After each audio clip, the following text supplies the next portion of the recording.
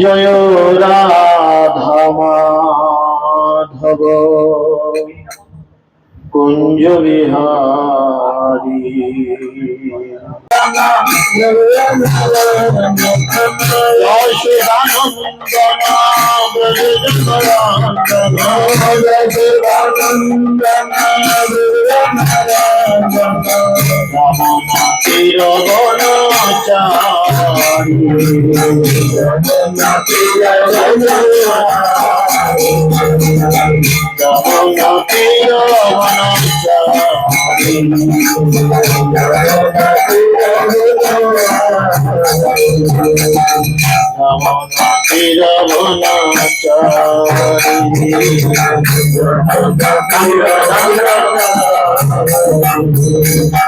Hare Krishna, Hare Krishna, Krishna Krishna, Hare Hare, Hare Rama, Hare Rama, Rama Rama, Hare Hare, Hare Krishna, Krishna Krishna,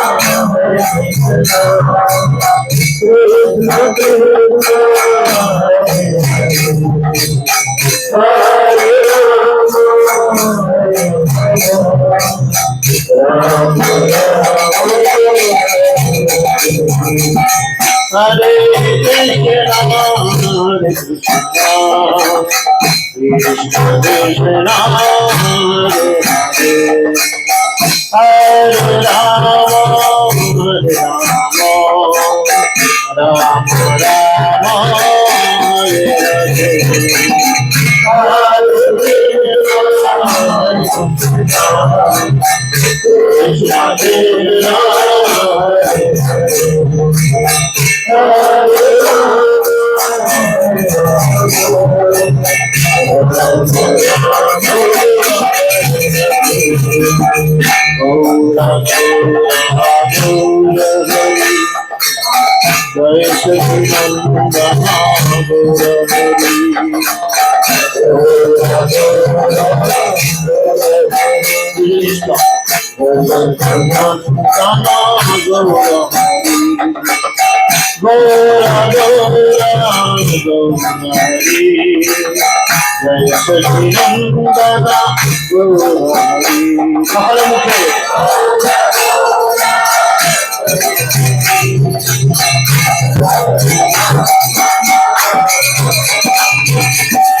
Nitai Gauranga Jaya, Nitai Gauranga,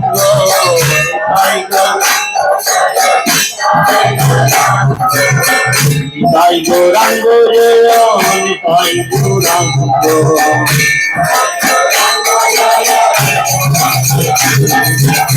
Nitai Gauranga Jaya, Nitai Gauranga, Nitai Gauranga Jaya, Nitai Gauranga.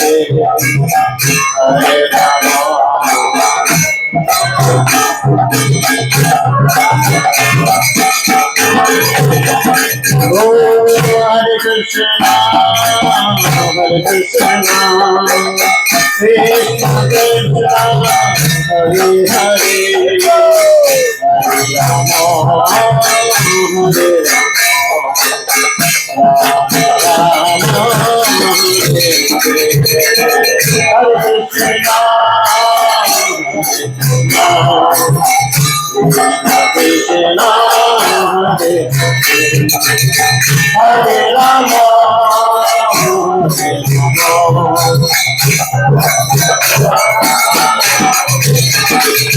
Jaya Radha Madhava, Radha Madhava,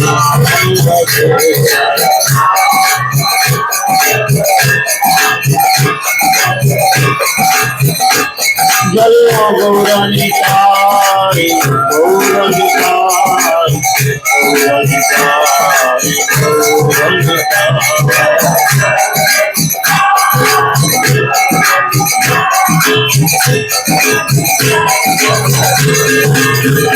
জয়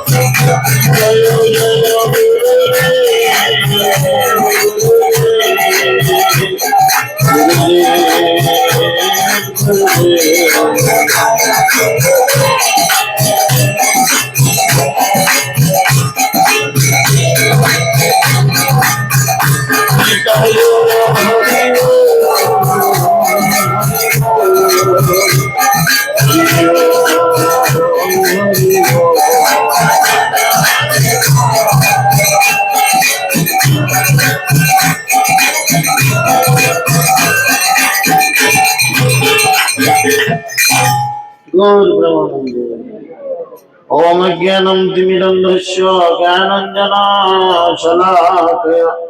चक्षुरुन्मीलितं येन तस्मै श्रीगुरवे नमः। नमो विष्णुपादाय कृष्णपृष्ठाय भूतले श्रीमते जयपताका स्वामिनिते नामिने। नमो आचार्यपादाय निताय कृपाप्रदायिने गौरकथा धामोदय नगर ग्राम तारिणे। नमो विष्णुपादाय कृष्णपृष्ठाय भूतले श्रीमते भक्ति वेदांत स्वामिनिति नामिने। नमस्ते सरस्वती देवी गुरुवाणी प्रचारिणे निर्विशेष शून्यवादे पश्चात्तु देशतारिणे। जय श्री कृष्ण चैतन्य प्रभु नित्यानंद श्री अद्वैत गदाधर शिवासदि गौर भक्तवृंद। हरे कृष्णा कृष्णा कृष्णा हरे हरे हरे राम राम राम हरे हरे। मुखं करोति वाचालं पंगुं लंघयते गिरिं यत्कृपातमहं वन्दे श्रीगुरुदिनतारिणं परमानन्द माधवं श्रीचैतन्य ईश्वरं श्रीचैतन्यमनोभीष्टं स्थापितं जन भूतले स्वयं ददाति स्वपदान्तिकं नष्टप्रायेषु भद्रेषु नित्यं भगवत सेवया भगवतेरुत्तम श्लोके भक्तिर्भवति नैष्ठिकी। जय श्री कृष्ण चैतन्य प्रभु नित्यानंद श्री अद्वैत गदाधर शिवासदि गौर भक्तवृंद। हरे कृष्णा कृष्णा कृष्णा हरे हरे हरे राम राम राम हरे हरे। ओम नमो भगवते वासुदेवाय। ओम नमो भगवते वासुदेवाय। ओम नमो भगवते वासुदेवाय। हरि ओम तत्सत। हरे कृष्ण। सकल के सर्वप्रथम बैशाख मासेर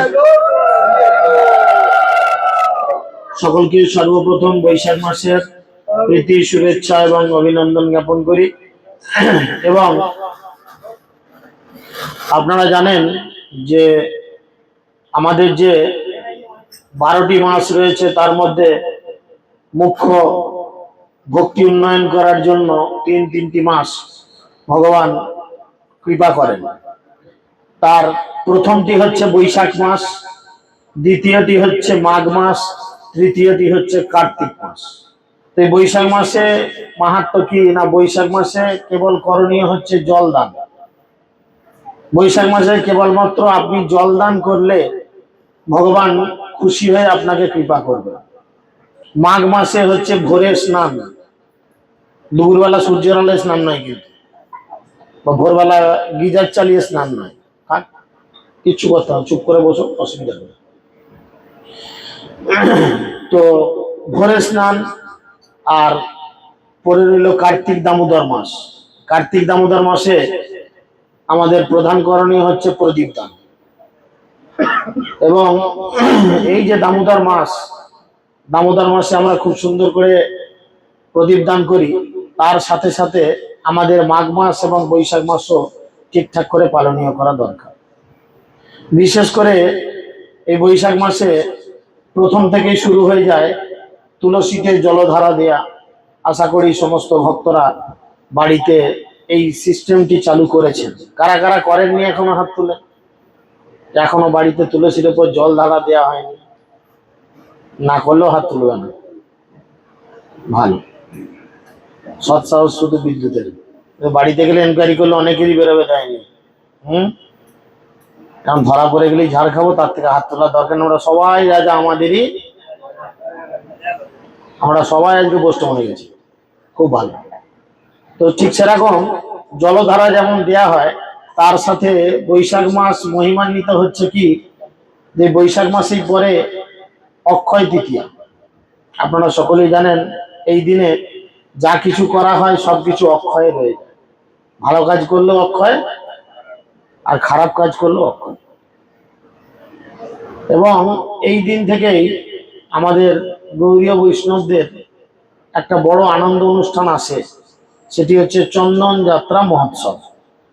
যদিও এই অনুষ্ঠানটি আগামীকাল থেকে আরম্ভ হচ্ছে। আগামীকাল অক্ষয় তৃতীয়া এবং তার সাথে চন্দন যাত্রা মহোৎসব টানা 21 দিন চলবে। কেন চন্দন যাত্রা মহোৎসব হয়েছে তার একমাত্র কারণ কিন্তু আমাদেরই চৈতন্য মহাপ্রভুর পরম গুরুদেব। চৈতন্য মহাপ্রভুর গুরুদেব হচ্ছেন কে? ঈশ্বরপুরী, প্রথম দীক্ষা ঈশ্বরপুরী। তো আমরা গতকাল ধারাবাহিকভাবে এই ক্লাস আরম্ভ করেছি চন্দন যাত্রা উপলক্ষে। গতকাল হাট বসন্তপুরে আমাদের ক্লাস হয়েছে, যে মাধবেন্দ্র পুরী এই লীলা কথা মহাপ্রভু তার ভক্তদের মধ্যে আলোচনা করছেন। মহাপ্রভু রেমুনায় গিয়েছেন, পুরীতে যখন যাচ্ছেন মহাপ্রভুর সাথে 4 জন ছিলেন, এবং রেমুনার পথে যেতে যেতে রেমুনায় যখন গোপীনাথ রয়েছেন, এবং গোপীনাথকে যখন মহাপ্রভু প্রণাম করেন, গোপীনাথের মাথায় ফুল দেয়া হয় প্রতিদিন। তখন গোপীনাথ খুশি হয়ে তার মাথার ফুলটি মহাপ্রভুর মাথার উপরে সেটা ফেলে দেন, যার ফলে ভক্তরা গোপীনাথের এই ইশারা বা ইঙ্গিত দেখে বুঝেন যে মহাপ্রভুর প্রতি গোপীনাথ বড়ই সন্তুষ্ট। তো সেখানে মহাপ্রভুকে ভক্তরা প্রশ্ন করেন যে এই গোপীনাথজির লীলা কি, বা তারা লোকজনের কাছে জানতে পারলো যে এর নাম আগে ছিল গোপীনাথ, কিন্তু পরবর্তীকালে নাম হয় ক্ষীর চোরা গোপীনাথ। ভগবানকে চোর আখ্যা দেওয়া হয়। আমরা ভাগবতমের বিশ্বদেবের প্রয়াণ যে লেসন রয়েছে, সেখানে আমরা দেখতে পাই যে ভগবান কিন্তু খুশি হন ঠিক আমাদের উল্টোটি অ্যাক্টিভিটিস করি। এখানে যদি আমরা কাউকে কারুর বাবার নাম ধরে ডাকি কেমন লাগবে? এখানে কাউকে কারুর বাবার নাম ধরে ডাকলে ওটা বন্ধ করে দেয়, এটা কোনো কাজ না। আমার তো এটাই হচ্ছে, বক্সটা পেছনে সুইচ বন্ধ করে দাও, তাহলেই হবে, ঝামেলা মিটে যাবে। এই জড়জগতে আমরা যখন কাউকে কারো বাবার নাম ধরে কেউ ডাকে তখন বড় খটকা লাগে, কানে বড় বাঁধে। কিন্তু কৃষ্ণকে যদি কেউ নন্দের নন্দন, যশোদা নন্দন বলে ডাকে, কৃষ্ণ বড় আনন্দ পায়। আবার এর থেকেও কৃষ্ণ নিজে বলছেন, বেদের স্তুতি বাক্য আমাকে ততটা আনন্দ প্রদান করে না যতটা গোপিকাদের গালিগালাজে আমি সন্তুষ্ট। আপনাকে কেউ যদি গালিগালাজ করে আমরা কি করব? আমাদের মাথা গরম হবে, তার প্রতি রাগ বিদ্রুপ পোষণ করব। কিন্তু কৃষ্ণকে যখন গোপীরা গালিগালাজ করে, কৃষ্ণ বলে এ আমার কাছে বেদের স্তুতি বাক্য থেকেও শ্রুতি মধুর। দেখুন, এই জন্যই তিনি ভগবান, কারণ তিনি তার ব্যবস্থাপনায় সঠিক পদ্ধতিতে যায়, আমরা উল্টে যাই। তো সেই জন্য মহাপ্রভুর কাছে যখন সমস্ত নিত্যানন্দ প্রভু, জগদানন্দ পণ্ডিত এবং আরো সমস্ত ভক্তরা প্রার্থনা করলেন, হে মহাপ্রভু, আমরা আপনার শ্রীমুখ থেকে এই মাধবেন্দ্র পুরী বা এই যে কেন ক্ষীরচোরা গোপীনাথের লীলা কথা শ্রবণ করতে চাই। আমরা গতকাল শ্রবণ করেছি, তিনি আরম্ভ করেছেন বলতে যে মাধবেন্দ্র পুরী একবার বেড়াতে বেড়াতে বৃন্দাবন গেছেন, এবং বৃন্দাবনে তিনি গিরিরাজ গোবর্ধনকে পরিক্রমা করতে করতে গোবিন্দকুণ্ডের কাছে এসে অবস্থান করেছেন এবং সেখানে তিনি সন্ধ্যায় চোখ মুখ ধুয়ে বসে আছেন সারাদিন কিছু না খেয়ে। আর এর এক বড় মানে জেদ বলবো না, সংকল্প। প্রত্যেকেরই ভক্তি জীবনে একটা সংকল্প থাকা দরকার। মাধবপুরীর ভক্তি জীবনের সংকল্প কি ছিল না, তিনি কারুর কাছে মাধুকারি করে খাবেন না। আমি চাইবো না কারুর কাছে যে আমার খিদে পেয়েছে, খিদে পেলেও বলবো না, কারণ আমি কমপ্লিটলি ডিপেন্ডেবল ভগবানের উপর। ভগবান যদি মনে করে যে হ্যাঁ আমাকে দুদানা খাবার দেওয়া যেতে পারে, তাহলে ভগবানই জুটাবেন। কারণ গীতাতে ভগবান বলছেন নবম অধ্যায় 22 নম্বর শ্লোকে যে আমি তার প্রাপ্ত বস্তু সংরক্ষণ করি আর অপ্রাপ্ত বস্তু মাথায় করে বহন করে নিয়ে যাই। অতএব আমাকে নিজেকে কেরামতি করার দরকার নেই, যদি আমার ভাগ্যে থাকে তাহলে জুটবে। মাধবেন্দ্রপুরীর এটা একটা সংকল্প ছিল ভক্তি জীবনে। তাই তিনি বৃন্দাবনে গেছেন, খিদা লেগেছে পেটে, কিন্তু খেতে চাইনি। ছোট্ট একটা বালক, যিনি কৃষ্ণ বালকের রূপ ধারণ করেছে, তাকে এক ভাঁড় দুধ দিয়ে গেছে। আমরা কালকে লীলা শুনেছি। দুধ খেয়ে সারা রাত বসে আছে, ছেলেটি কখন ফিরবে, ছেলে ফেরেনি, সেই ভাঁড় রেখে দিয়ে চলে গেছে। পরবর্তীকালে ভোরবেলা সেই গোপবালক তার স্বপ্নের মধ্যে এসে তাকে হাত ধরে নিয়ে গিয়ে কুঞ্জে গোপাল যে রয়েছে, মুসলমানদের অত্যাচারে গোপালকে যে রেখে দেওয়া হয়েছিল কুঞ্জের মধ্যে, সেটি দেখান এবং সেখানে গ্রামের সব লোককে নিয়ে গোপালকে উত্তোলন করা হয়, গোপালকে স্নানাদি করানো হয় এবং গোপালের জন্য ভোগ রান্না হয়, বিভিন্ন পিঠে পুলি ইত্যাদি রন্ধন হয় এবং আশেপাশের সমস্ত গ্রামের লোকেরা সেই অনুষ্ঠানে অংশগ্রহণ করে। তো প্রথম দিনে এরকম করে দুপুরবেলা ভোগ টোগ লাগিয়ে দিয়েছেন, সব লোকজনের মধ্যে প্রসাদ বিতরণ হচ্ছেন। তো তার পরবর্তীতে এই লীলা কিভাবে চলছে আমরা সেইটি আলোচনা করব। জয় মাধবেন্দ্রপুরী পা দেখি, জয় ক্ষীরচরা গোপীনাথ জিউ কি, জয় চন্দন যাত্রা মহামহোৎসব কি। 15 দিন শেষে প্রভুর করাইল উত্থান, কিছু ভোগ লাগাইল করাইল জলপান। দুপুরবেলা বিগ্রহগণকে শয়ন দেওয়া উচিত, তবে সেটা রাত্রের মতো কিন্তু নয়। মানসে যারা বাড়িতে বিগ্রহ সেবা করেন বা যারা বাড়িতে আলেখ্য সেবা করেন, মানসে বিগ্রহগণকে দুপুরবেলা শয়ন দিতে হয়। মনে মনে বলতে হয়, দুপুরে প্রসাদের পর আরতির পর যখন পর্দা টেনে দেওয়া হয়, বিগ্রহগণের কাছে অনুরোধ করতে হয় জোরাত করে যে ভগবান আপনি কৃপা করে একটু বিশ্রাম গ্রহণ করুন। ভগবান দাঁড়িয়ে থাকেন তার জায়গায়, কিন্তু মানসিকভাবে তাকে বিশ্রাম গ্রহণের জন্য অনুরোধ করা হয়। তো তারপরে যখন বিকালে ভগবানকে আবার তোলা হয়, তোলার পরে কিছু একটা ভোগ লাগাতে হয়, বৈকালিক ভোগ বলে। তাতে আপনার সামর্থ্য অনুযায়ী কোনো ফল লাগাতে পারেন, আপনার সামর্থ্য থাকলে কোনো কিছু স্ন্যাক্স লাগাতে পারেন, সামর্থ্য থাকলে ওর থেকেও ভালো কিছু লাগাতে পারেন, যেটা ক্ষমতা। তো মাধবপুরী কি করেছেন, তিনি দুপুরবেলা একটু শয়ন করার পর শিবিগ্রহ বিকালে জেগে ওঠেন, তখন তাকে কিছু ভোগ এবং পানের জন্য জল নিবেদন করলেন। গোপাল প্রকোষ্ঠ হইল, দেশে শব্দ হইল, আশেপাশ গ্রামের লোক দেখিতে আইল। এক এক দিনে এক গ্রাম লইল মাগিয়া, অন্নকূট করে সবে হরষিত হইয়া। এখন বৃন্দাবন মানে হচ্ছে 84 ক্রোশ। আপনারা যারা বৃন্দাবন গেছেন জানেন, বৃন্দাবন মানে 84 ক্রোশ। এই 84 ক্রোশের মধ্যে বহু গ্রাম পড়ে। এক একদিন এক একজন গ্রামের যে মুখিয়া আছে, বুঝেছেন, মানে পঞ্চায়েত প্রধান বলা চলে, গ্রামের মুখিয়া থাকে মানে গ্রামের হেড। এক একদিন এক একজন গ্রামের মুখিয়া গোপালের সেবার জন্য ডেট চেয়ে নিচ্ছে। আমাদের যেমন রথযাত্রার সময় বিভিন্ন জায়গায় সেবার ডেট পড়ে, আজকে সিঙ্গুর, কালকে তারকেশ্বর, আর একদিন ব্যান্ডেল, আর একদিন অন্য জায়গায়, ইত্যাদি ইত্যাদি পড়ে। সেরকম বিভিন্ন গ্রামের লোক মাধবপুরীর কাছে ডেট চাইছে যে প্রভু পরশু দিনে কিন্তু সারাদিন ভোগ লাগানোর দায়িত্ব আমাদের, আমরাই আমাদের গ্রাম থেকে যা কিছু লাগবে সব আনবো, ভোগ লাগাবো, নিয়ে চলে যাবো, ইত্যাদি ইত্যাদি বলে। প্রত্যেক দিন এরকম চলতে থাকে এবং প্রতিদিন অন্নকূট উৎসব হয়। বলছে সেখানে রুটি বানাচ্ছে, 5-7 জন রুটি বানাচ্ছে, আর রুটিটা কিন্তু খড়খড়ে শুকনো রুটি নয়, গরম গরম খড়খড়ে শুকনো রুটি খেতেই আমাদের কত ভালো লাগে। তো এই রুটিকে ঘিয়ে ডুবানো একদম।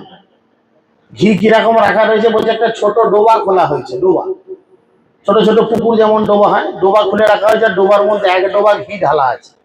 রুটি ছাঁকছে, মানে গরম করছে তাওয়াতে, পর রুটি ফুলছে, শাঁকা হচ্ছে, ছুঁড়ে দিচ্ছে, ওটা গিয়ে পড়ে যাচ্ছে ঘিয়ের ওই ডোবের মধ্যে। সেখান থেকে চিমটে করে তুলছে, গা থেকে টপ টপ করে ঘি টপকাচ্ছে। জিভে জল কজনের আসছে চিন্তা করেন। এরকম এরকম পজিশনে ভগবানকে নিবেদন করছে। অ্যাকচুয়াল ভগবানকে ঘি দিয়েই জিনিস দেওয়া উচিত, নাহলে ভগবানকে এখন দেখবেন যখন ভোগ লাগানো হয় দুপুরে, জানি না আপনারা সবাই করেন কিনা, ভগবানকে অবশ্যই অন্তত যদি বাড়িতে ঘি নাও থাকে, আকালের সংসার তো আমাদের, যদি নাও থাকে অন্তত আঙুলের ডগে একটু ঘি থাকলেও অন্যতে লাগিয়ে দেওয়া উচিত। নাই ছেড়ে দাও, কোথা পাবো, গরিব মানুষ, এরকম বলে কাটিয়ে দিয়ে যাবো। কিন্তু এটা সিস্টেম না, ঘি দিতে পারলে ভালো। রাত্রিকালে ঠাকুরের করাইয়া শয়ন, হরি গোসাই কইল কিছু গব্য ভোজন। গব্য মানে কি? দুগ্ধজাত দ্রব্য। তিনি খেতে লাগলেন। প্রাতঃকালে পুনত ইচ্ছে করিল সেবন, অন্ন লইয়া এক গ্রামে আইল লোকগণ। অন্ন ঘৃত দধি দুগ্ধ গ্রামে যত ছিল, গোপালের আগে লোক আনিয়া ধরিল। পূর্বদিন প্রায় বিপ্র করিল রন্ধন, তৈছে অন্নকূট গোপাল করিল ভোজন। ব্রজবাসী লোকের কৃষ্ণ সহজ প্রীতি, গোপালের সহজ প্রীতি ব্রজবাসী প্রীতি। তিনি কি করলেন? মহাপ্রসাদ খাইল আসিয়া সব লোক, গোপাল দেখিয়া সবার খণ্ডে দুঃখ শোক।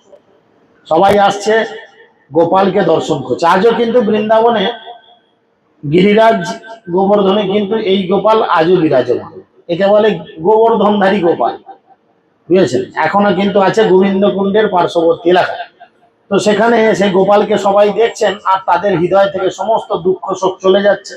আশপাশ ব্রজভূমের যত গ্রাম, গ্রাম সব এক এক দিন সবে করে মহোৎসব। গোপাল প্রকট শুনি নানা দেশ হইতে, নানা দ্রব্য লইয়া লোক লাগিল আসিতে। মথুরার লোক সব বড় ধনী, বড় বড় ধনী, ভক্তি করি নানা দ্রব্য ভেট দেয় আনি। স্বর্ণরূপ বস্ত্রগন্ধ ভক্ষ উপহার, অসংখ্য আইসে নিত্যে বাড়িল ভান্ডার।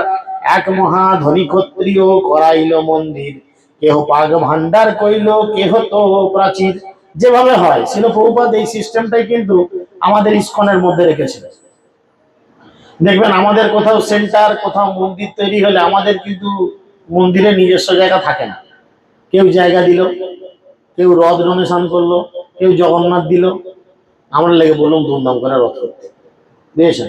তো তখনও কিন্তু এই সিস্টেম ছিল যে মথুরায় লোকজন সব বড় বড় টাউন, বড় বড় লোকজন, তারা কেউ এসে গোপালের জন্য একটা মন্দির বানিয়ে দিল, কেউ কিচেন বানিয়ে দিল, রান্নাঘর বানিয়ে দিল, কেউ আবার চতুর্দিকটা বাউন্ডারি করে পাঁচিল করে দিল।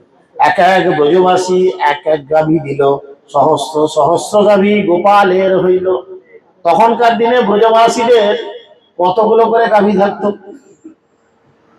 দুটো পাঁচটা নয়। আপনাদের কার কার বাড়িতে গরু আছে এখন পর্যন্ত? থাকলেও দুটো চারটে, তার বেশি তা তো নয়, দুটো চারটের বেশি কারুর আশা করিনি। কিন্তু তখনকার ব্রজবাসীদের প্রত্যেকের বাড়িতে কয়েক লাখ লাখ করে গাভী থাকতো। নন্দ বাবার বাড়িতে 9 লক্ষ গাভী থাকতো। যাদের ঘুম পাচ্ছে ঠেস ছেড়ে দাও, ঝন্টু ঠেস ছেড়ে দাও। যথা হয় কৃষ্ণ কথা, বজ্র যেন পরে মাথা। তো সেই জন্য এরকম পরিস্থিতি তৈরি হলো। সবাই একটা করে গাভী দিল। গৌর হইতে আইলা দুই, বৈরাগী ব্রাহ্মণ, পুরী গোসাই রাখিল তারে করিয়া যতন।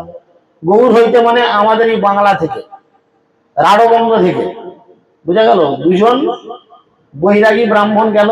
তিনি কি করলেন? ওই দুজনকে বলো তোমরা মন্দিরের সেবায় থাকো। সেই দুই শিষ্য করি সেবা সমার পিল, রাজ সেবা হয় পুরীর আনন্দ বাড়িল। এদিকে খুব সুন্দর করে গোপালের সেবা হচ্ছে দেখে মাধবপুরীর খুব বড় আনন্দ। এই মতো বৎসর দুই করিল সেবন, একদিন পুরী গোসাই দেখিল স্বপন। 1 নম্বর স্বপ্ন প্রথমবার দেখেছিল গোপাল, স্বপ্নে এসেছিল ভোরবেলা। 2 বছর এরকম সেবা চললো, প্রতিদিন কেউ না কেউ সেবা করতে থাকলো। 2 বছর সেবা চলার পর হঠাৎ করে পুরী গোসাই কি করলো? তিনি স্বপ্ন দেখলেন, রাত্রে স্বপ্ন দেখলেন। কি দেখলেন? না, গোপাল কহে পুরী আমার তাপ নাহি যায়, মলয় চন্দন লেপ তবে সে জুড়ায়। তিনি পুরী গোসাইকে এসে বলছেন যে পাখাটা একটু ওদিকে ঘুরো, এই পাখাটা ওদিকে ঘুরো, ক্যামেরা নড়ছে। তিনি পুরী গোসাইকে স্বপ্নে বলছে যে 2 বছর হলো আমাকে প্রতিদিনই চান করাচ্ছ, কিন্তু মাটির নিচে থাকার ফলে আমার গায়ের মধ্যে এত তাপ বের হচ্ছে যে যতই জল ঢালো আমার গা গত ঠান্ডা হচ্ছে না। তুমি এক কাজ করো, আমার গায়ে চন্দন, মলয় পর্বত থেকে মলয় যে চন্দন নিয়ে এসে লেপন করো। দেখবেন আমরা অনেক সময় বিশেষ করে মাতাজিরা সানস্ক্রিন লোশন মেখে বেরোয়, রোদেতে যাতে চামড়া পুড়ে না যায়, চামড়া ফেটে না যায়, কি ব্যাপার আছে। কেন? যাতে সূর্যের প্রখর রোদে চামড়ার মধ্যে কোন রকম বিরূপ প্রতিক্রিয়া না হয়। তো এইটা কিন্তু বড় সানস্ক্রিন লোশন, চামড়া ভালো থাকবে। ভগবান কিন্তু এই লোশন প্র্যাকটিক্যালি নিজে আচরণ করে দেখিয়েছেন। তিনি বললেন যে তুমি চলে যাও, গিয়ে এরকম করে নিয়ে এসো। মলয়জ আনো যাইয়া নীলাচল হইতে, অন্য হইতে নহে তুমি চলহ তরিতে।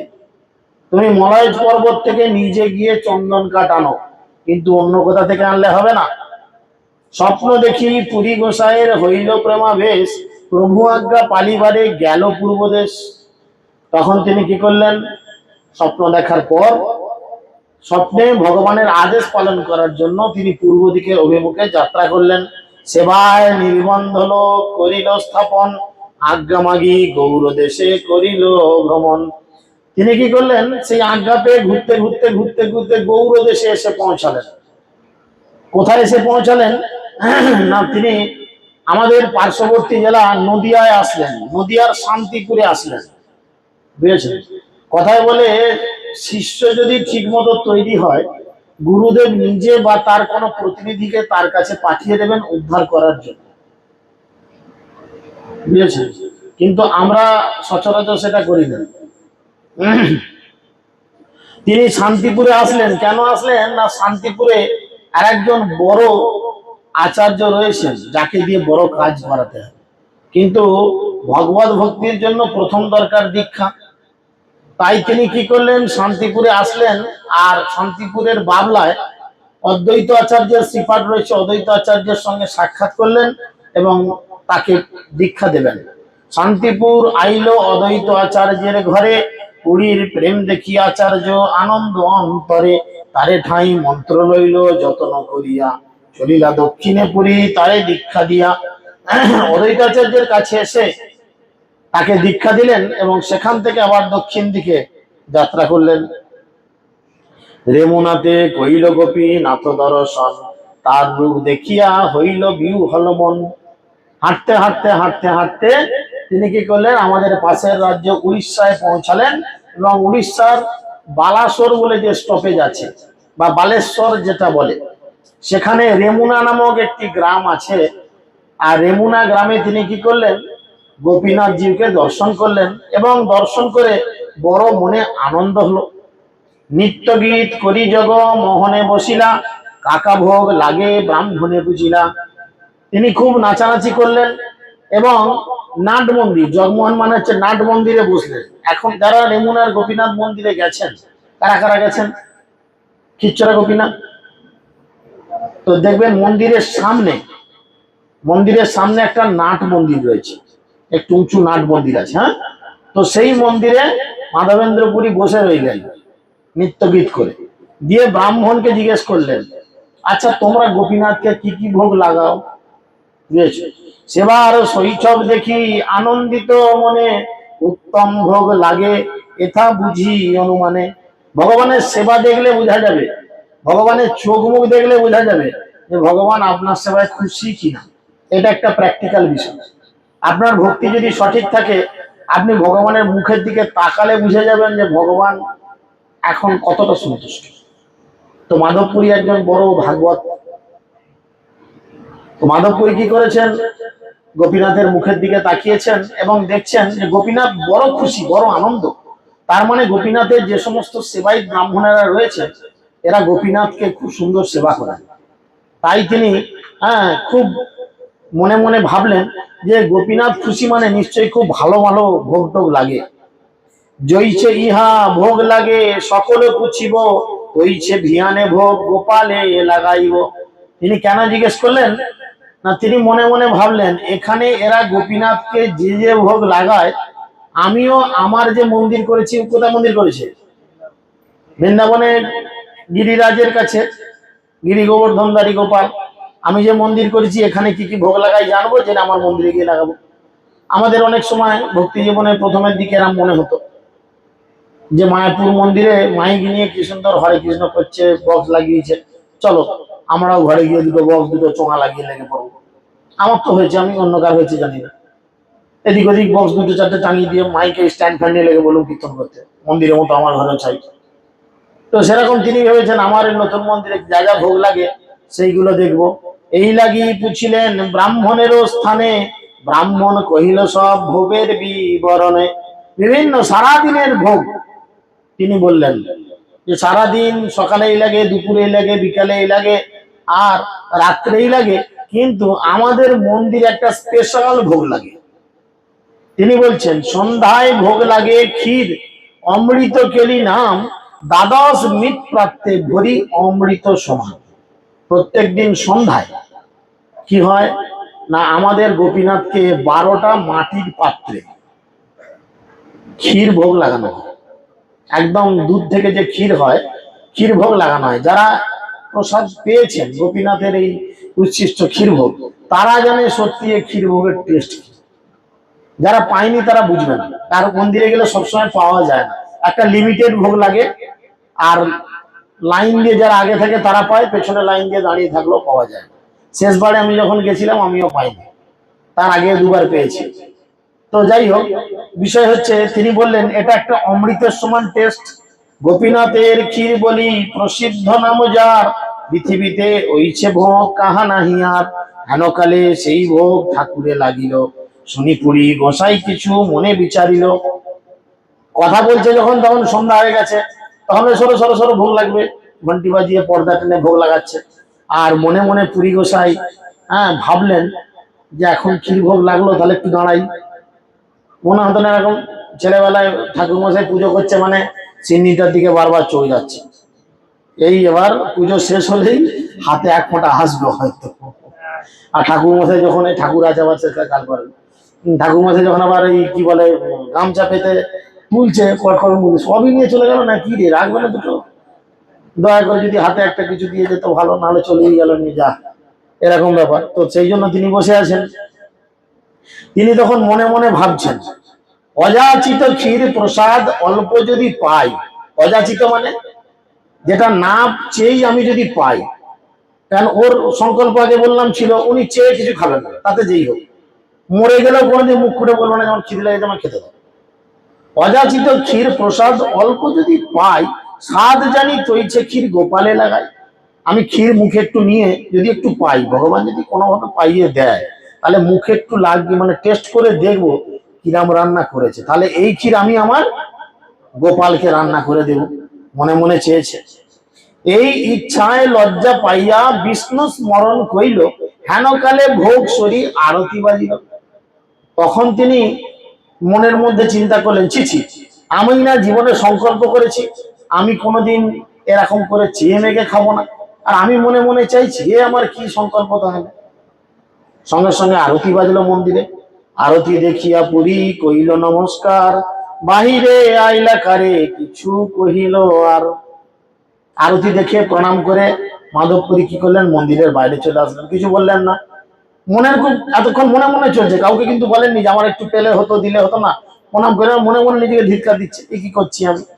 অযাচিত বৃত্তি পুরী বিরক্ত উদাস, অযাচিত পাইলে খান নহে উপবাস। বলে মাধবেন্দ্র পুরী ভিক্ষাও করতেন না, তিনি ছিলেন সম্পূর্ণ অনাসক্ত এবং জড় বিষয়ে সম্পূর্ণ উদাসীন, এই সনাতন গোস্বামীর মতো। তিনি 5টা বাড়িতে ভিক্ষে করবেন, যদি 5টা বাড়িতে ভিক্ষে করে কিছু জোটে তাহলে সেটি রান্না হবে, মদন গোপালকে ভোগ লাগবে, না হলে লাগবে না। বৃন্দাবনে গেলে এরম বহু লীলা শোনা যায়। 5টা বাড়িতে ভিক্ষে করেছে, ভিক্ষে করে নুন আর পায়নি, আটা পেয়েছে, চাপাটি বানায়, ও তো বেলার ব্যাপার নাই, চাপাটি আটা মেখে হাতে করে চাপড়ে রুটির মতো করে করেছে। আর একটু আটাতে নুন না দিলে কি খেতে ভালো লাগে বলেন? আপনারা তো রুটি বানান, একটু আটায় নুন না দিলে ভালো লাগে? তো উনি এমন মদন গোপালের সঙ্গে লীলা করতেন, মদন গোপাল সামনে বসে আছে, উনি বসে আছেন, ওই রুটি ছিঁড়ে একটু তরকারি নিয়ে মদন গোপালকে ওকে খাইয়ে দিত, মদন গোপাল খেত। আর রুটি ছিঁড়ে তরকারি নিয়ে মদন গোপাল ওকেও খাইয়ে দিত, যে সনাতন দাস থেকে তুমি একটু খাও।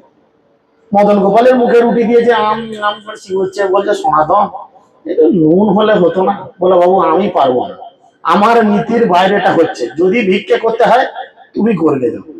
চিন্তা করেন, ভগবানকে বলছে ভিক্ষে করতে হলে তুমি করো, আমি করবো। আমার 5 বাড়ি সংকল্প ব্যাস, নুন পাইনি কোথা থেকে দেবো? তো পরবর্তীকালে উনি একটি নুনের জাহাজকে আটকে দিয়েছিলেন, মানে মদন গোপাল কি করেছেন, নুনের জাহাজকে আটকে দিয়েছিলেন, দিয়ে সেই বড় ব্যবসায়ীকে দিয়ে মন্দির করিয়েছেন। আর কত নুন খাবি খায় আমরা অবস্থা করিয়েছেন নিজের জন্য। বললো তোমার যদি সেবার ভালো মন্দ কিছু দরকার হয়, তুমি বাবু নিজের ব্যবস্থা নিজে করে নাও, আমার গতরেটি কোলাবে না, আমি তোমার এইরকম সেবা করতে বৃন্দাবনে আছি। চিন্তা করেন তাহলে কি মার্গের তিনি ভক্তি করতে এসেছেন, তার ভক্তির লেভেলটা কোন জায়গায়। মাধবপুরে ঠিক সেরকম, কোন জায়গায় চেয়ে খাবো না, আমি মনে ইচ্ছা হয়েছে তার জন্য তিনি মন্দির থেকে বেরিয়ে চলে এসেছেন। বলছে অযাচিত ভাবে কিছু যদি তিনি পান খান, আর না পেলে উপবাস করেন। প্রেমামৃতে তপ্ত ক্ষুধা তৃষ্ণা নাহি বাঁধে, চির ইচ্ছা হইল তাহে মনে অপরাধে। বলছে প্রেমামৃতে, প্রেম নামক অমৃত যখন তিনি গ্রহণ করেছেন, এই প্রেমামৃত যখন ভেতরে যায় তখন ক্ষুধা তৃষ্ণা লাগে না। এটা মানেন সবাই? আমাদের তো এক্ষুনি মধ্যপ্রদেশ জ্বালা করবে, গড়ি দেবো ঘন ঘন, 12টা হয়ে যাবে, 12:30 হয়ে যাবে। কার বেলায় হয়েছিল এরকম? কার বেলায়? পরীক্ষিত মহারাজ। সব বাঁশ গুনছেন আর ইয়ে দেখছেন, পাখা দেখছেন, ওখানে লেখা আছে। পরীক্ষিত মহারাজের বেলায় হয়েছিল 7 দিন 7 রাত। 2 দিনের মাথায় সুখদেব গোস্বামী জিজ্ঞেস করছে, পরীক্ষিত যাবে নাকি? মানে 2 দিন ধরে শুনছো, বাথরুম তো লাগতেই পারে, এটা তো বাহ্য কর্ম, মানুষের ধর্ম, পায়খানা পেচ্ছাপ পেতেই পারে। জিজ্ঞেস করছে পরীক্ষিত যাবে নাকি, ইশারা করে। বলছে না প্রভু না, একদম না, ওসব আমার পাইনি, খিদা বলো কিচ্ছু পাইনি। কারণ আমি হচ্ছি জগতের মধ্যে সেই ভাগ্যবান ব্যক্তি যে আমি জানি আগামী 5 দিন অন্তত আমি মরবো না। কিন্তু আমরা কি জানি আগামী 5 মিনিট পর আমাদের কি হবে? কেউ জানি না। তো পরীক্ষিত মধ্যে এরকম, তার মানে কি, কেউ যখন প্রকৃত প্রেমামৃত আস্বাদন করে তার তখন ক্ষুধা তৃষ্ণা সব চলে যায়। মাধবপুরী সারাদিন ভগবানের প্রেমামৃতের রস আস্বাদন করতেন, তাই তার অন্য কিছু জাগতিক খাবার লাগতো না। সে কি মরে গেল? দিব্যি বেঁচে আছে, তো কোনো চাপ নাই। আমাদের প্রেশার ফল্ট হয়ে যায়, আর ডাক্তার যদি হাত দেখে বলে যে না তোমাকে একটু পিছন ফল খেতে হবে বাবু, নাহলে ভালো থাকবে না, খেতে হয়, ইত্যাদি ব্যাপার থাকে, তাই নাকি? তো সেই জন্য প্রেমামৃতে তপ্ত ক্ষুধা তৃষ্ণা নাহি বাঁধে, ক্ষীর ইচ্ছা হইল তাহা মনে অপরাধে। তিনি মনে মনে এই অপরাধের জন্য নিজেকে ধিক্কার দিচ্ছেন। এমন ধিক্কার দিয়ে কি করলেন, মন্দিরের বাইরে চলে আসলেন, যে যদি মন্দির থেকে ব্রাহ্মণ আমাকে হাতে ক্ষীরও দেয় তাহলে মনে মনে চেয়েছিলাম এটা বড় অপরাধ হবে। তিনি সেখান থেকে শূন্য হাটে আসে, এখনো সেই ফাঁকা হাট আছে, এখন অবশ্য সেটা আমাদের বাস রাখার একটা গ্যারেজ বা বাস রাখার একটা কি বলে বাস স্ট্যান্ড হয়ে গেছে। গ্রামের শূন্য হাটে বসি করেন কীর্তন, এথা পূজারি করাইলো ঠাকুরের স্বয়ং। এদিকে খাওয়া হয়ে গেছে, রাত হয়ে গেছে, মানে এবার তো ঠাকুরকে শোয়াতে হবে। পূজারি ঘন্টি বাজিয়ে আরতি ফারতি করে দিয়ে গোপীনাথকে শুয়ে দিয়েছে, ভালো কথা, গোপীনাথ শুয়ে গেছে। নিজ কীর্ত করি পূজারি করিল শয়ন, স্বপনে ঠাকুর আসি বলিল বচন। এদিকে যে পূজারি সে সব বাকি কাজটা সেরে নিজে বিছানায় শুয়ে ঘুমিয়ে গেছে।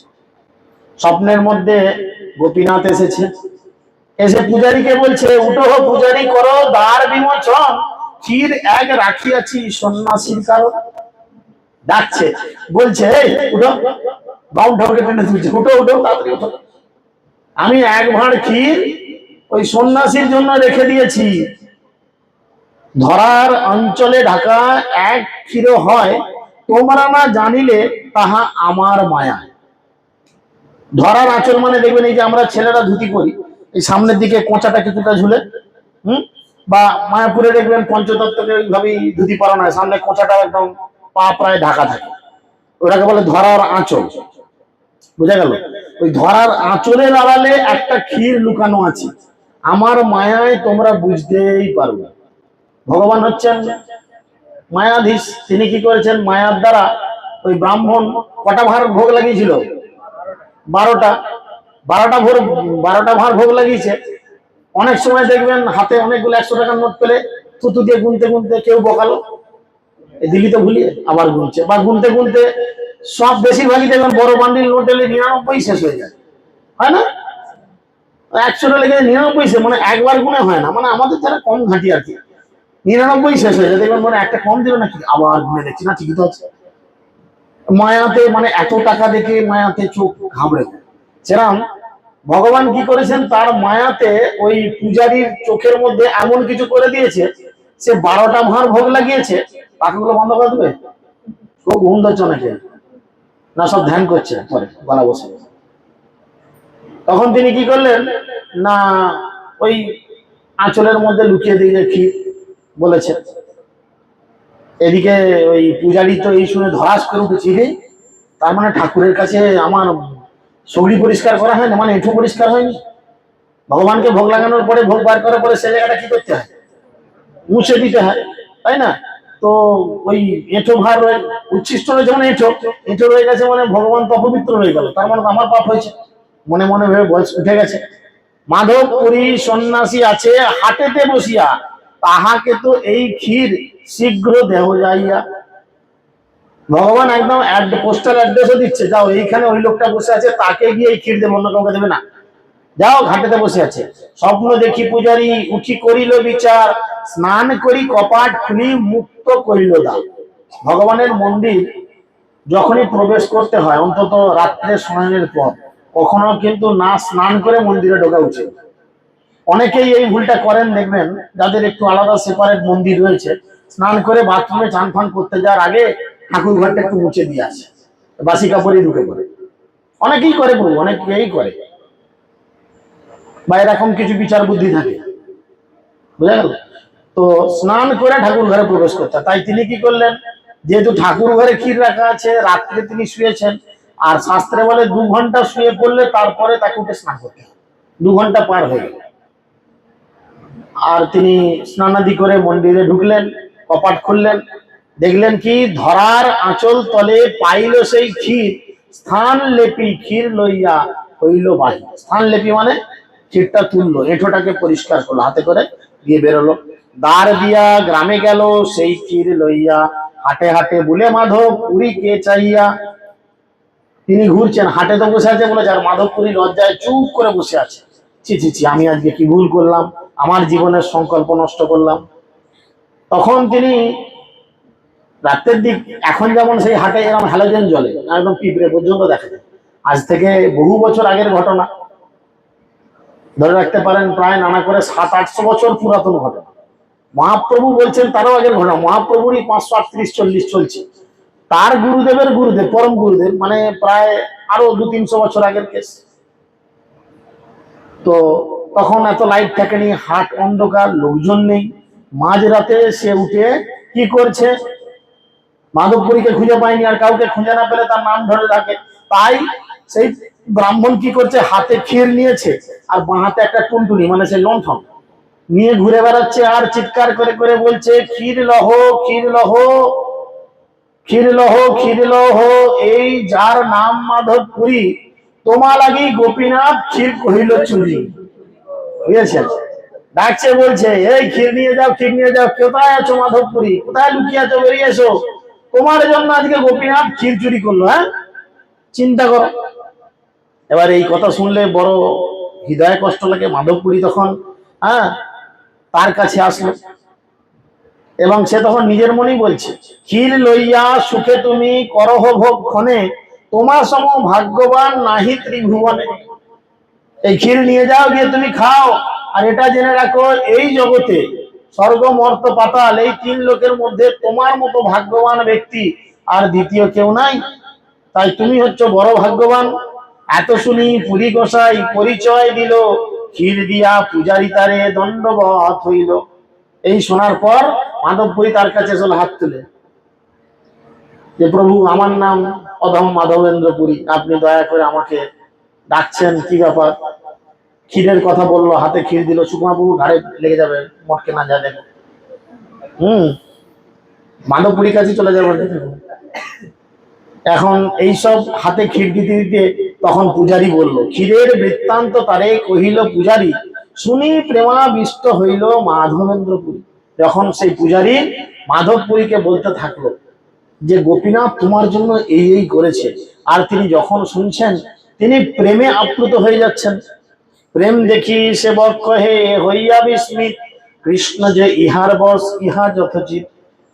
তো এই সেবকের এই যে প্রেমের ভাব, এটা দেখে সেই মাধবপুরীর আচরণ দেখে সে পূজারী বলল যে এটা কনফার্ম যে এরকম ভক্তের আন্ডারই ভগবান থাকে। আমরা গোটা জগৎ ভগবানের আন্ডারে থাকে, আর ভগবান এরকম ভক্তের আন্ডারে থাকে। তার প্রেম দেখে বলছে কৃষ্ণ যে ইহার বশ, এর বশ কৃষ্ণ, ইহা যথোচিত, এটা সঠিক হয়েছে। কৃষ্ণ যে এর বশ। এত বলি নমস্কারী করিলা গমন, আদেশে করিলা পুরী সেই চির বক্ষণ। এদিকে মনে মনে ইচ্ছা আছে ক্ষীর একটু পেলে হতো, দিয়ে চলে গেছে পুরোহিত। আর পুরী গোসাই কি করছে, একটু একটু করে ক্ষীর খাচ্ছে, বুঝেছেন? পাত্র প্রক্ষালন করি খণ্ড খণ্ড কইল, বহির্বাসে বান্ধি সেই ঠিকারি রাখিল। ক্ষীর সব খায়। মায়াপুরে গিয়ে কারা কারা ক্ষীর খেয়েছেন, গোশালায় গিয়ে বা অন্যান্য জায়গায় অনেকেই খেয়েছেন, ঠিক আছে, হাত নামান। দেখেন ক্ষীর চেটে ফুটে খাওয়ার পরও গায়েতে একটু লেগে থাকে না? সেটা একটু করে চালে দেখুন ভালো বেশ টেস্ট পাওয়া যায়। হ্যাঁ, মাটির একটা সন্ধ্যা সন্ধ্যা গন্ধ, আবার ক্ষীরের একটা মিক্সচার গন্ধ, এরকম একটা আছে। তো এই ভগবানের নিবেদিত ক্ষীর এবং ভগবান নিজের হাতে পাঠিয়েছে, তাই তিনি কি করলেন, মাধবপুরী কি করলেন, সেই মাটির পাত্রটা যেতে করে ক্ষীর দিয়েছিল তাকে ভেঙে টুকরো টুকরো করলো আর নিজের বহির্বাসে বেঁধে রাখলো। কেন না, পরে ক্যাডবেরি লজেন্স খাওয়ার মতো চুষবে আর সেই প্রেমের আবেশে ভাসবে, বুঝেছেন? ভেঙে রেখে দিল। প্রতিদিন একখানি করেন ভক্ষণ, খাইলে প্রেমাবেশ হয় অদ্ভুত কথন। অনেকগুলো টুকরো হয়েছে, প্রতিদিন একটা করে টুকরো চষে আর প্রেমে তিনি কৃষ্ণ প্রেমে ভেসে যায়।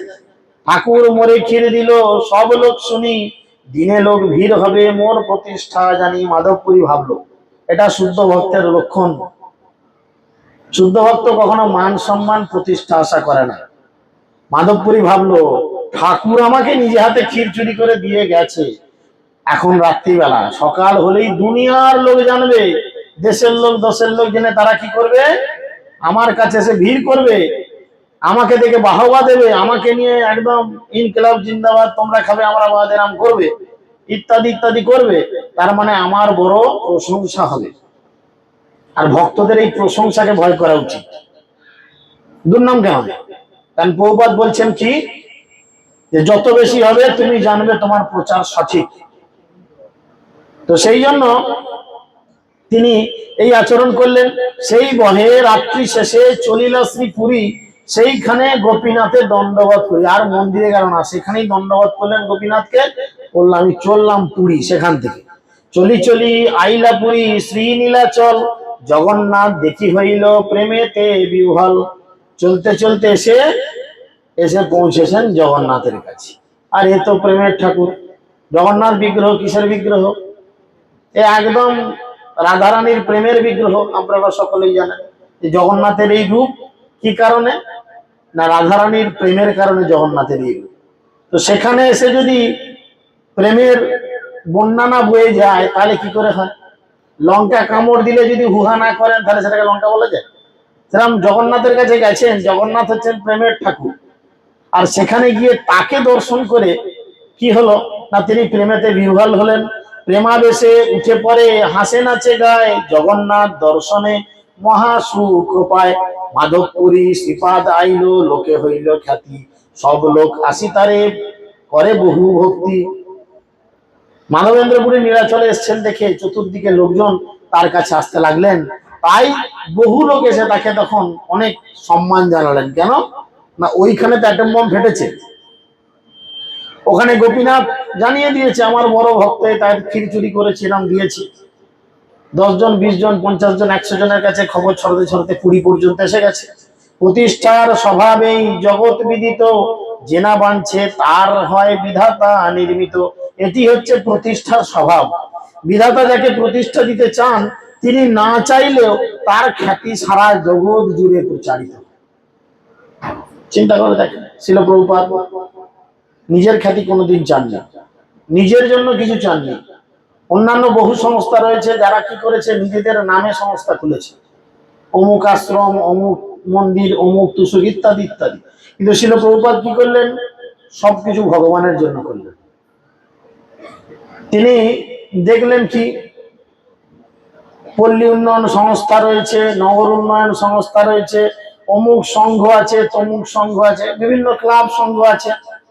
লোকে এসে ক্লাবে ক্যারাম পেটে, তাস পিটে, ইত্যাদি খেলা দেখে, তাদের একটা সংঘ আছে। প্রভুপাদ চিন্তা করলেন, জাগতিক সংঘ না করে আমি এমন একটা সংঘ বা ক্লাব বানাবো যেখানে ভগবানকে নিয়ে আলোচনা হয়। তাই তিনি বলেন আন্তর্জাতিক কৃষ্ণ ভাবনামৃত সংঘ। সংঘ মানে ক্লাব আমরা বুঝি, একটা ঐক্যবদ্ধ হওয়ার জায়গা। তাই তিনি বানালেন আন্তর্জাতিক কৃষ্ণ ভাবনামৃত সংঘ, যেখানে কেবলমাত্র ভগবানকে নিয়ে কালচার হবে, ভগবানকে নিয়ে আলোচনা হবে। বুঝেছেন? তো সেই জন্য এখানে বলছেন যে যে সমস্ত ভক্তরা প্রতিষ্ঠা চায় না, কিন্তু ভগবান যদি মনে করে তাকে হাইলাইট করব, সে না চাইলেও তাকে হাইলাইট করে। মাধবপুরী চাইনি হাইলাইট হতে, কিন্তু গোপীনাথ কি করলো, ক্ষীরচুরির এই লীলা এমন স্প্রেড করিয়ে দিলেন, এমন ভাইরাস করিয়ে দিলেন, এমন ভাইরাল করিয়ে দিলেন যে গোটা জগতের লোক জেনে গেল, তাকে নিয়ে হুই হুই করতে আরম্ভ করলো। প্রতিষ্ঠার ভয়ে পুরি গেল পালাইয়া, কৃষ্ণ প্রেমের প্রতিষ্ঠা চলে সঙ্গে গড়াইয়া। ও যেখানেই যাচ্ছে সেখানেই কিন্তু তার এই অ্যাক্টিভিটিস জানা যাচ্ছে যে তিনি কে। ঢেকি যেখানেই যায় সেখানে গিয়ে কি করে, ধান ভাঙে। ছিল প্রভুপাদ চিন্তা করেন, তিনি আমেরিকায় গেছেন, সেখানকার মানুষজন হিপিকে হ্যাপি করেছেন। তারা মদ, মাংস, স্ত্রী সঙ্গ ইত্যাদির মধ্যে জীবনযাপন করত। ছিল প্রভুপাদ তাদের মধ্যে গিয়ে কি করেছেন, কৃষ্ণ কথা প্রচার করেছেন। এর আগের দিনে আমি ক্লাসে বলছিলাম যে ভারতবর্ষের স্বাধীনতার জন্য ইংরেজদের রিভেঞ্জ মানে কি বলবো, প্রতিশোধ নেওয়ার জন্য অনেক বড় বড় বিপ্লবীদের নাম আমরা পাই।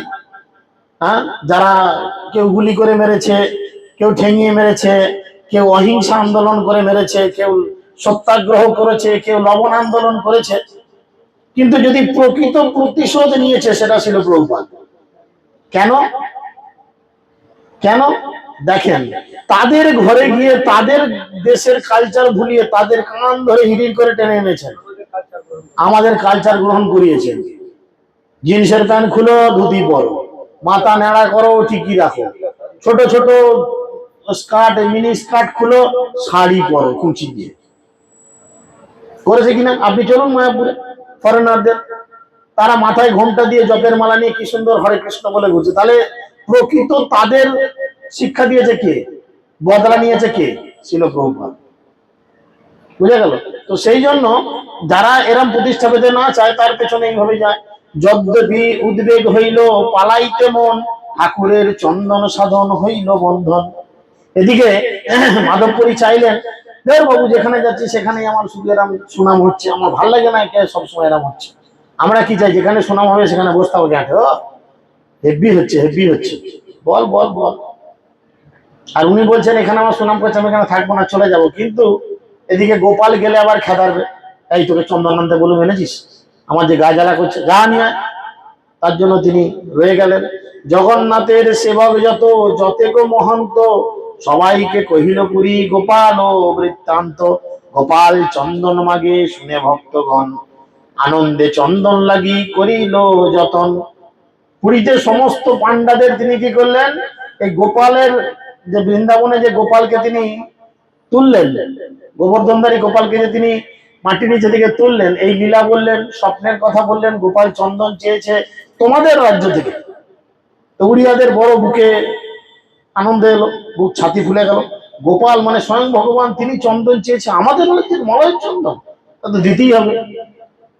এই চিন্তা করলো, রাজপত্র সঙ্গে যার যার পরিচয়, তারে মাগি কর্পূর চন্দন করিলা সঞ্চয়। উচ্চপদস্থ রাজকর্মচারীদের সঙ্গে যাদের যাদের পরিচয় ছিল, তারা তাদের সঙ্গে সাক্ষাৎ করে কর্পূর এবং চন্দন গ্রহণ করলেন। কর্পূর ঠান্ডা, তাই না? চন্দন একটা লেয়ার আর কর্পূর হচ্ছে ঠান্ডা। তাই এই যে আগামী কাল থেকে হবে গঙ্গা জল, কর্পূর, চন্দন বাটতে হবে একসাথে, বুঝেছেন? বেটে ভগবানের শ্রীঅঙ্গে লেপন করতে হবে। এবং এই সিস্টেমটা গরমের মধ্যে আপনারাও প্র্যাকটিস করতে পারেন, গালে, মাথায়, কপালে মাখতে পারেন। অনেক সময় দেখবেন শরীরের অনেক উপকার আছে, স্কিনের বহু কাজ লাগবে। তো সেই কথা তিনি সংগ্রহ করলেন। এক বিপ্র এক সেবক চন্দন বহিতে, পুরী গোসাইয়ের সঙ্গে দিল সম্বল সহিতে। এখন এত বুড়ো মানুষ, চন্দন কাঠ আর ওই কর্পূর বয়ে নিয়ে যাবে কি করে, আবার অত দূর? তখন তো গাড়ি ঘোড়ার কিছু ব্যবস্থা ছিল না, সব ছিল পায়ে হাঁটা। বুঝতে পেরেছেন? কয়েক হাজার হাজার কিলোমিটার। ঘটিদানি ছাড়াইতে রাজপত্র দ্বারে, রাজলেখা করি দিল পুরী গোসাইয়ের করে। আর রাজা কি করলো? একটা ট্যাক্স ফ্রি রসিদ কেটে দিল। রাস্তায় পুলিশরা হাত বাড়ায়, দেখবে বালির গাড়ি, ছাগলের গাড়ি, গরুর গাড়ি, মানুষের গাড়ি, এর গাড়ি হাত বাড়িয়ে দিল, 2 টাকা 10 টাকা 20 টাকা ছেড়ে দিল। আর গাড়িতে যদি লেখা থাকে ইসকন ডিউটি, হতভাগারা দেবেন, হাত বাড়াবেন। হ্যাঁ, বা অন ডিউটি অন্য কিছু দেবে না, অ্যাম্বুলেন্স জানে দিবে না পয়সা, এরকম ব্যাপার থাকে, তারা চাইবে না। তাই রাজপত্র একটা রাজা একটা কাগজ লিখে দিলেন, এমন সেই কাগজে লেখা রইল ট্যাক্স ফ্রি। মানে রাস্তায় তো নাহলে এরকম ট্যাক্সের উৎপাদ আজকে তোমাদের নয়, এই উৎপাদ অনেক আগে থেকেই আছে, বুঝা গেল? তো তখন ট্যাক্স চাইবে, তাই তিনি একটা ট্যাক্স ফ্রি করে দিলেন কিছু, সেই লেখা নিয়ে দেখাবে। চলিল মাধবপুরী চন্দন লইয়া, কতদিনে রেবুনাথে উতরিল গিয়া। এদিকে চন্দন টন্দন নিয়ে, কর্পূর নিয়ে তিনি আবার সেই একই পথে ফিরছে। ফেরার পথে আবার রেমুনা পড়েছে, বলে এসেছি যখন গোপীনাথকে একবার দেখবো না? হ্যাঁ, মায়াপুরের সামনে দিয়ে যাচ্ছি, একবার রাধা মাধবকে, নৃসিংহদেবকে দর্শন করবো না? মনটা তো খসখস করবে। তিনি যার সামনে দিয়ে যাচ্ছেন, একবার দর্শন করেই আসেন। গোপীনাথ চরণে কইল বহু নমস্কার, প্রেমাবেশে নিত্য গীত করিল অপার। পুরী দেখি সেবক সব সম্মান করিল, ক্ষীর প্রসাদ দিয়া তারে ভিক্ষা করাইল। এদিকে মাধবপুরীকে যখন আবার ওই মন্দিরে দেখেছেন, এর আগে তো ভাইরাল হয়ে গেছে, সবাই জানে এর তো এরকম ব্যাপার। যেমনি আবার দেখেছেন, হই হই করে গেছে, আবার সেই লোকটা এসেছে, ভগবান যার জন্য ক্ষীর চুরি করেছে তা বলার আগেই ক্ষীর খাইয়ে দিয়েছে তাকে। এবং মাধবপুরীকে নিয়ে খুব আনন্দ করেছে, সবাই তখন তাকে ভিক্ষা করালো ক্ষীর প্রসাদ দিয়ে। সেই রাত্রে দেবালয়ে করিল শয়ন, শেষ রাত্রি হইল পুরী দেখিল স্বপন।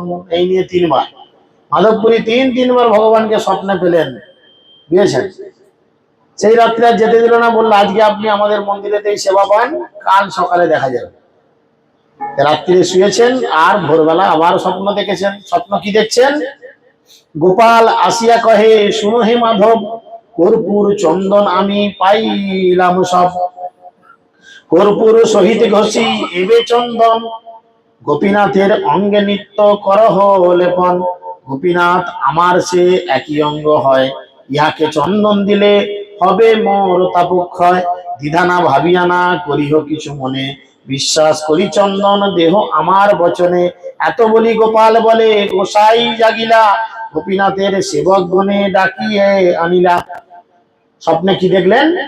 সেই বৃন্দাবনের সেই গোপাল স্বপ্নে এসে বলছে, এই মাধব, অনেক দিন লাগবে তোমার আসতে, আর তোমার এই কর্পূর চন্দন আমি পেয়ে যাব অন্য প্রসেসে।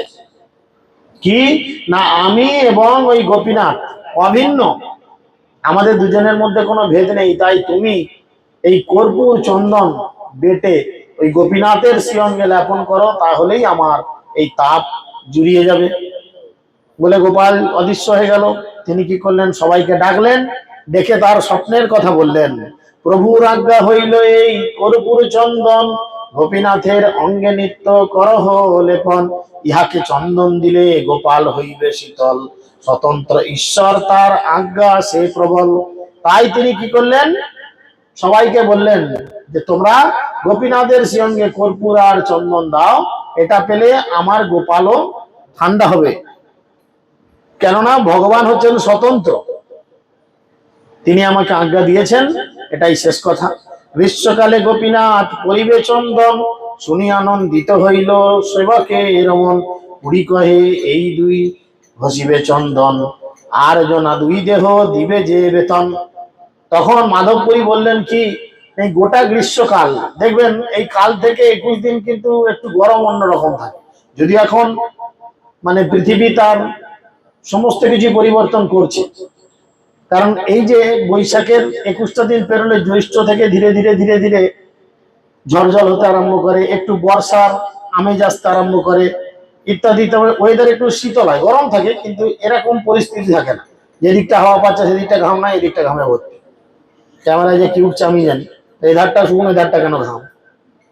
পাবলিক তার বুঝবে না যে কোন ধারে হাওয়া পাচ্ছে, এরম ব্যাপার থাকে।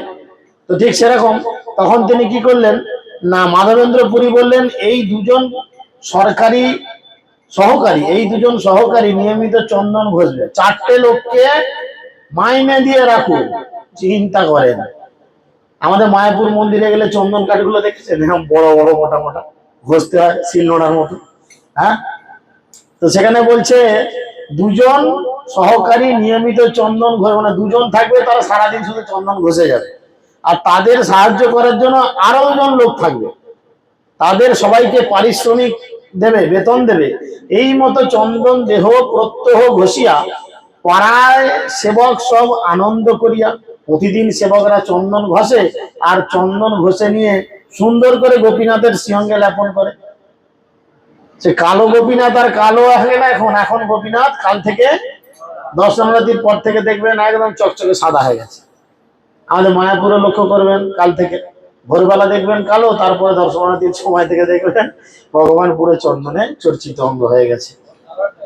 হ্যাঁ, বিভিন্ন যেদিন যেমন বেশ হয়, 21 দিনে 21টা বেশ হয়, 21টা বেশের নাম আছে। নটবর বেশ, হ্যাঁ, গোলক বিহারী বেশ, এরম বেশ হয়, প্রতিদিন বেশ হয়। সে বেশের নাম থাকে, সেই অনুযায়ী তাকে করা হয়। প্রত্যহ চন্দন পরায় যাবৎ হইল অন্ত, তথায় রহিল পুরী তাবৎ পর্যন্ত। গ্রীষ্মকাল অন্তে পুর নীলাচল গেলা, নীলাচলে চতুর্মাস্য আনন্দে রহিলা। শ্রীমুখে মাধবপুরীর অমৃত চরিত, ভক্তগণে শুনাইয়া প্রভু করে আশ্চর্যিত।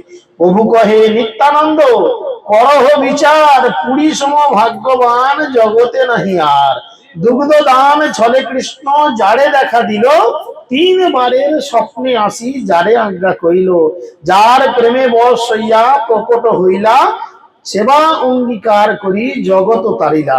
যার লাগি গোপীনাথ ক্ষীর কইল চুরি, অতএব নাম হইল ক্ষীর চোরা হরি। কর্পূর চন্দন যার অঙ্গে চড়াইল, আনন্দে পুরী গোসাইয়ের প্রেমে উতরিল। মেলেচ্ছ দেশে কর্পূর চন্দন আনিতে জঞ্জাল, পুরী দুঃখ পাইবে ইহা জানিয়া গোপাল। মহাদয়াময় প্রভু ভকত বৎসল, চন্দন পরি ভক্তেশ্রম করিল সফল। পুরীর প্রেম পরকাষ্ঠা করহ বিচার, অলৌকিক প্রেমে চিত্ত লাগে চমৎকার। পরম বিরক্ত মৈন সর্বত্র উদাসীন, গ্রাম্য বার্তা ভয়ে দ্বিতীয় সঙ্গহীন। হেনজন গোপালের অমৃতাজ্ঞা পাইয়া, সহস্র ক্রোশ আসি বুলে চন্দন মাগিয়া। বেগ রহে তবু অন্ন মাগিয়া না খায়, হেনজন চন্দন ভার বহি লইয়া যায়। মনেকে চন্দন তোলা বিষক কর্পূর, গোপালে পরাইবে তার আনন্দ প্রচুর। উৎকলে দাঁড়িয়ে রাখে চন্দন দেখিয়া, তাহা এড়াইল রাজপত্র দেখাইয়া। মেলেচ্ছ দেশ দূর পদ জগাতি অপার, কেমনে চন্দন নিব নাহি এ বিচার। সঙ্গে এক বট নহি ঘটি দান নিতে, তথাপি উৎসাহ বড় চন্দন লইয়া যাতে। প্রগাঢ় প্রেমের এই স্বভাব ও আচার, নিজ দুঃখ বিঘ্নাদি করেন বিচার। তার এই গাঢ় প্রেমা লোক দেখাইতে, গোপাল তারে আজ্ঞা দিল চন্দন আনিতে। বহু পরিশ্রম চন্দন রেমুনা আনিল, আনন্দ বাড়িল মনে দুঃখ না গনিল। পরীক্ষা করিতে গোপাল কইল আজ্ঞা দান, পরীক্ষা করিয়া শেষে হইল দয়াবান। এই ভক্তি ভক্ত প্রিয় কৃষ্ণ ব্যবহার, বুঝিতে না আমা সবা নাহি অধিকার। এত বলি প্রভু তার কৃত করে শ্লোক, এই শ্লোকে চন্দ্রে জগৎ করিয়াছে আলোক। ঘষিতে ঘষিতে জইছে মলয়ের সার, বন্ধবারে তৈছে এই শ্লোকের বিচার। রত্নগণ মধ্যে জইছে কৌস্তব মণি, রসকাব্য মধ্যে তৈছে এই শ্লোক গণি। এই শ্লোক কহিয়াছেন রাধা ঠাকুরানী, তাহার কৃপায় স্ফুরিয়াছেন মাধবেন্দ্র বাণী। ইহা গৌরচন্দ্র ইহা করে আস্বাদন, ইহা আস্বাদিতে আর নাহি চৌদ্দজন। শেষকালে এই শ্লোক পঠিতে পঠিতে সিদ্ধি প্রাপ্তি হইল পুরীর শ্লোক সহিতে। কি শ্লোক? যেই শ্লোক শ্রীমতী রাধারানী পাঠ করেছিলেন, মাধবপুরী পাঠ করেছিলেন। তিনি বলছেন ওই দীন দয়া আদ্রনাথ নাথ হে মথুরা নাথ কদা অবলক্ষ সে হৃদয়ম তৎ অলোক করতম দ্বৈত ব্রহ্মতি কিম করতি অহম। অনুবাদ: হে দীন দয়াদ্র নাথ, হে মথুরা নাথ, কবে আমি তোমাকে দর্শন করব? তোমার দর্শনে বঞ্চিত হয়ে আমার হৃদয় অত্যন্ত অস্থির হয়ে পড়ছে। হে প্রিয়তম, এখন আমি কি করব? এই শ্লোক পড়িতে প্রভু হইলা মূর্ছিত, প্রেমেতে বিবশ হইয়া পড়িল ভূমি। মহাপ্রভু এই শ্লোক বলে হঠাৎ করে অজ্ঞান হয়ে মাটিতে পড়ে গেলেন। আস্তে বাস্তে কোলে করি নীল নিত্যানন্দ, ক্রন্দন করিয়া তবে উঠে গৌরচন্দ্র। প্রেমেতে বিবশ হয়ে মহাপ্রভু যখন ভূমিতে পড়ে গেল, তখন নিতাই তাকে কোলে করে তুলে নিলেন। আর নিতাইয়ের কোলে মহাপ্রভু, সিনটা চিন্তা করেন। নিত্যানন্দ প্রভু কোলে রয়েছেন মহাপ্রভু, আর মহাপ্রভু কোলে শুয়ে ছোট ছেলের মতো ফুপিয়ে ফুপিয়ে কাঁদছে। প্রেম উন্মাদ হইল উঠি ইতি উতি ধায়, হুঙ্কার করায় হাসে কাঁদে নাচে গায়। ওই দিন বলে বারবার কণ্ঠে না নিঃস্বরে বাণী, নেত্রে অশ্রুধার অম্পসেদ পুলকাশ্রু স্তম্ভ বৈবরণ, নির্বেদ বিষাদ যাজ্ঞ গর্বহস্য ধন্য। এই শ্লোক উঘরিয়া প্রেমের কপাট, গোপীনাথ সেবক দেখে প্রভুর প্রেমনাথ। লোকের সংঘর্ষ দেখি প্রভুর বাহ্য হইল, ঠাকুরের ভোগ লাগি আরতি বাজিল। শয়নে ঠাকুর করে ইয়া পূজারি হইল বাহির, প্রভু আগে আনি দিল সেই প্রসাদ ক্ষীর। মহাপ্রভুর সামনে মহাপ্রভু এরা অজ্ঞান হয়ে পড়ে গেছে, পাগলের মতো করতে করতে। পূজারি বসে বসে দেখছে এই আর এক খ্যাপা এসেছে, এরকম। আর মহাপ্রভু তো এরকম প্রেম পেলে পাগল হয়ে যায়। তাই ভোগ লাগলো, এনে দিল। আর সেই ক্ষীর সামনে দেখি মহাপ্রভুর আনন্দ বাড়িল, ভক্তগণে খাওয়াইতে পঞ্চক্ষীর লইল। মহাপ্রভু একটা ছেড়ে পাঁচটা ভাঁড় চেয়ে নিল। কেন? আমরা 5 জন আছি। মহাপ্রভুর সঙ্গে 4 জন ছিল যখন মহাপ্রভু পুরীতে যান, আর মহাপ্রভুকে নিয়ে 5 জন। বলো 5 জন আছি, আমরা কেউ কাউকে ভাগ দেবো না এই ক্ষীরে, আমাকে 5টা ক্ষীরের ভাঁড় দাও। ক্ষীর দেখি মহাপ্রভুর আনন্দ বাড়িল। গোপীনাথ রূপে যে করিয়াছে ভোজন, ভক্তি দেখাইতে কইল প্রসাদ ভক্ষণ। নাম সংকীর্তনে সেই রাত্রি গঙ্গাইলা, মঙ্গল আরতি দেখি প্রভাতে চলিলা। গোপাল ধর গোপীনাথ পুরী গোসাইয়ের গুণ, ভক্ত সঙ্গে শ্রীমুখে প্রভু কহিল আস্বাদন।